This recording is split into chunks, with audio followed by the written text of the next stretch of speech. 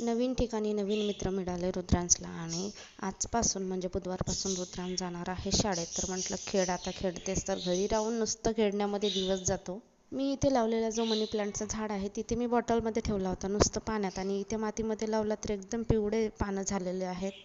आमच्या बाजूला एका घरी कृष्ण जन्माष्टमीची म्हणजे कान्होबाची मूर्ती ठेवली होती आणि रुद्रांशच्या पप्पाला कोणीतरी दिलेलं असेल लाया. धानापासून तयार केले जातात लाया, आणि कान्होबा गणपती गौरीमध्ये तर आमच्याकडे हे लागतातच प्रसाद म्हणून. अद्रक लसणची पेस्ट नव्हती तर अद्रक लसणची पेस्ट करते, म्हणजे आठवड्याभरसाठी आपल्याला लागतेच, आणि वेळेवर काही बनवता म्हटलं तर पेस्ट असली तर बरं पडते.